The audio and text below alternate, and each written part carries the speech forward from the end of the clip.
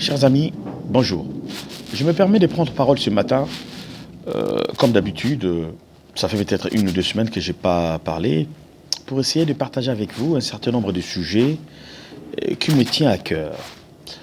Il n'y a pas longtemps, nous avions tous suivi, d'ailleurs c'est une vidéo qui circule justement sur les réseaux sociaux, d'un sujet, je crois anglais ou allemand, bon, je n'ai pas trop maîtrisé ça, je n'ai pas vraiment les informations sur sa nationalité, mais c'est un sujet blanc, c'est pas raciste, hein, mais qui parle des différentes théories confirmées, n'est-ce pas, pour l'éradication de la race noire, qui parle par exemple de la contamination express des sida dans le pays comme Mozambique, Afrique du Sud, Angola, et des soutiens des dictateurs africains.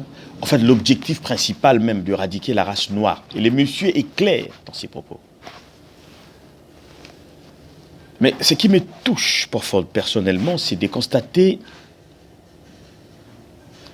les silences de la communauté internationale et les silences surtout de la communauté noire.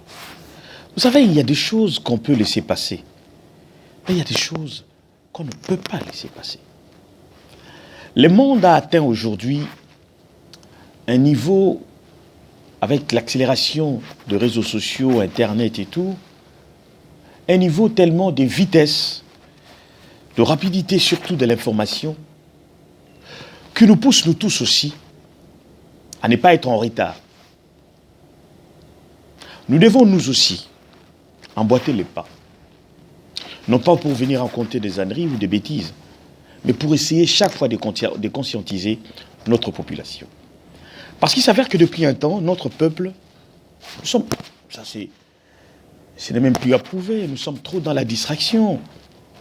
Vous verrez vous-même que lorsqu'il s'agit de émissions qui n'apportent rien, les gens accordent tellement d'importance, les gens regardent ces émissions. Vous allez remarquer que c'est des émissions qui ont 100 000 vues, 10 000 vues, mais des émissions de réflexion, des sujets de débat, des sujets de société très importants qui nous concernent, qui concernent notre avenir et surtout celui de nos enfants, zéro.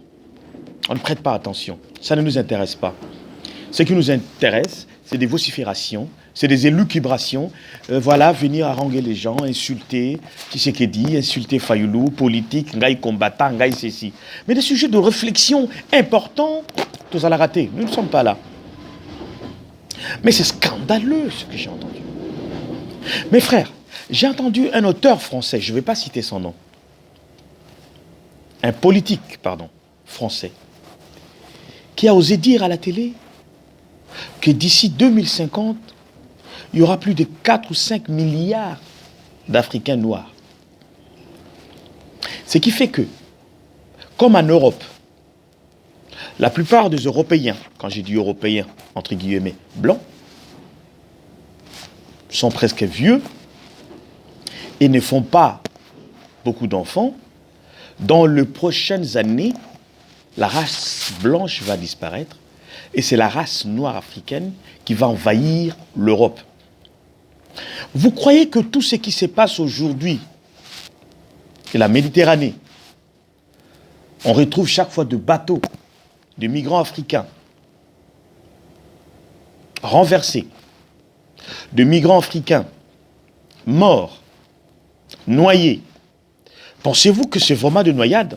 Pensez-vous que c'est vraiment de soucis de bateau ou de problèmes, malgré que c'est des bateaux, comme on dit, de fortune? Mais croyez-vous que c'est vraiment ça? Non, c'est des gens qui sont tués. D'ailleurs, nous avions tous vu les images de ce garde côtier grec qui ont délibérément, d'ailleurs, on a vu les images, repoussés. Et avec leurs armes, ils étaient prêts. D'ailleurs, ils ont tiré pour le repousser. Heureusement ça a été filmé. Pour nous, vraiment, c'est une bonne chose. Donc, frères africains, c'est le moment que nous puissions comprendre que nous avons le devoir, que nous avons intérêt à nous organiser, à organiser l'Afrique. à nous aimer. Je sais que c'est difficile. Je suis une goutte d'eau dans l'océan. Même pas une goutte, c'est encore un peu plus vaste. Je suis peut-être un grain de sable. Ma voix, peut-être, ne porte pas si haut. Ma voix n'a pas assez de puissance, n'a pas assez d'audimat. Mais le peu de gens qui m'écoutent, je me réjouis. Parce que c'est que je vois tous les jours, c'est que j'écoute tous les jours. Je vois nos frères africains toujours dans la distraction. Je me dis, mais où va le monde? Je ne vous interdis pas Jésus. Je ne vous interdis pas Dieu. Je ne vous interdis pas la religion. Mais la religion ne résout pas tous les problèmes, c'est faux. Vous pouvez me donner un seul pays au monde où la religion a résolu un problème? Rien. Citez-moi le nom d'un seul pays musulman, chrétien, bouddhiste, je ne sais pas, où la religion a résolu le problème, où la religion a apporté le développement, où la religion a apporté le progrès. Rien. Vous pouvez vous mettre à prier du matin au soir, la religion ne changera rien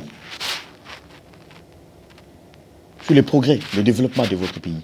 Si vous ne vous levez pas pour travailler, si vous ne vous levez pas vous-même pour défendre vos droits, c'est des allégations graves. C'est des allégations graves. Aujourd'hui, nous avons des millions et des millions d'Africains atteints de sida.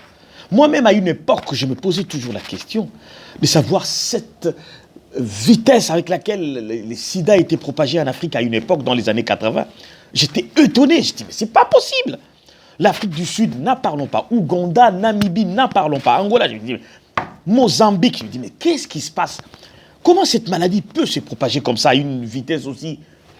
C'est vrai que le sida, c'est pas comme le virus qu'on a aujourd'hui, le coronavirus, où ça se transmet juste par la respiration, où c'est par des rapports sexuels, des choses comme ça, mais c'était à une vitesse, mais nous avons des gens victimes. Chacun de nous a quelqu'un victime, a des gens qui sont morts de cette maladie dans sa famille. Des millions d'Africains morts de sida. Et aujourd'hui, on vient nous dire que c'était un complot. C'était voulu. C'était pour éradiquer la race noire. Et nous sommes là, devant nous, en train de regarder cela. Aucune réaction. Même des politiques, rien. Je suis sidéré.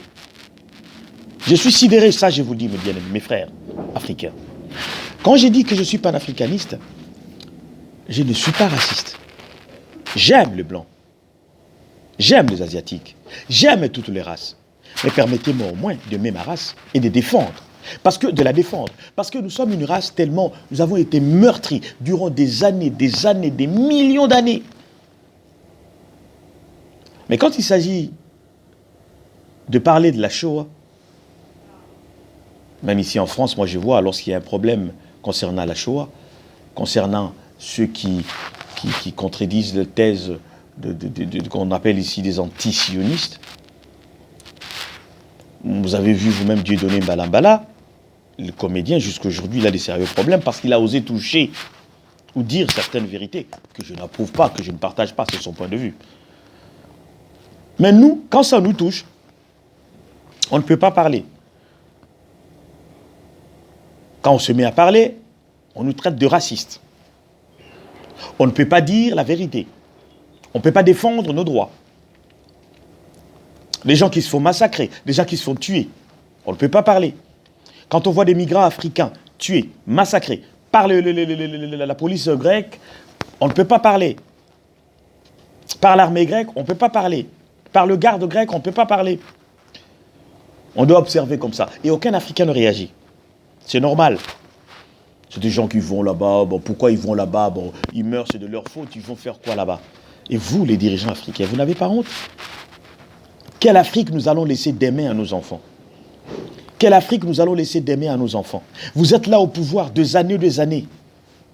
Qu'est-ce que vous allez encore changer que vous n'avez pas pu changer il y a 20, 30, 40 ans? Denis Sassou Nguesso, Paul Biya, tous ces dirigeants africains qui sont là depuis 30, 40 ans, 50 ans. Qu'est-ce que vous allez changer que vous n'avez pas pu changer il y a 10, 15, 20, 30 ans? Est-ce que vous êtes là vraiment? Est-ce que vous défendez vraiment l'Afrique et les Africains? Regardez comment nos enfants meurent. Regardez comment les gens meurent en Afrique. Il n'y a même pas des hôpitaux. Vous-même, Quand vous êtes malade, vous venez vous faire soigner ici en Europe. Pour dire qu'il n'y a même pas de soins de santé. Mais on me dit, la République démocratique du Congo est le pays le plus riche. Le Congo-Brazzaville, avec le pétrole que vous avez, avec à peine 3 ou 4 millions d'habitants. Le Gabon. Et on est malheureux. Je pense que chacun de nous doit prendre conscience. Et aujourd'hui, cette histoire de coronavirus, j'ai vu de reportages, j'ai vu de vidéos des gens. Nous avions à un moment donné Ebola en Afrique. Hein. Les Africains étaient considérés comme des personnes non grates, hein, partout à travers l'Europe. Et aujourd'hui, il y a le coronavirus. Nous sommes en Europe, nous sommes victimes de ça parce que nous vivons ici. Eh bien, qu'est-ce que vous voulez? Mais quand il y avait Ebola, je pense qu'il n'y avait pas le même acharnement aujourd'hui comme on a en Europe. Hein.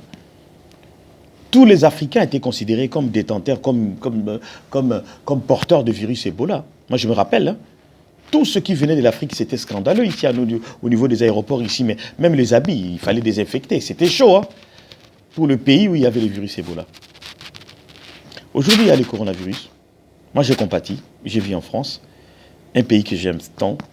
Mais cela ne nous interdit pas de dire certaines vérités quand il faut parler. Je suis un panafricaniste, un démocrate congolais, et aussi, pourquoi pas, un citoyen du monde, et pas raciste. Je le répète, je ne suis pas raciste. Je ne suis pas dans la théorie de ceux qui parlent comme quoi il faut exterminer je ne sais pas quelle race, parce que nous, non, moi je ne prône pas l'hégémonie d'une race, je ne prône pas le racisme ni la haine. Non, moi j'ai dit tout simplement la vérité. Cette vérité, nous la connaissons tous. Et s'il faut changer de choses, les choses doivent changer. Et nous aussi, les Africains, nous avons le devoir, pourquoi pas, de réclamer nos droits, de nous battre pour nos frères et pour notre continent.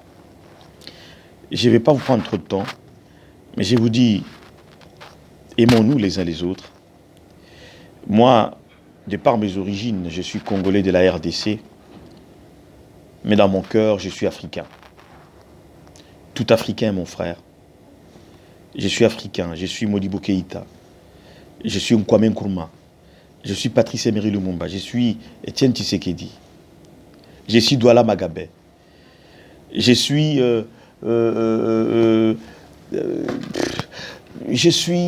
Laurent Gbagbo, je suis Alassane Dramane Ouattara, je suis Thomas Sankara, je suis Kadhafi, je suis africain.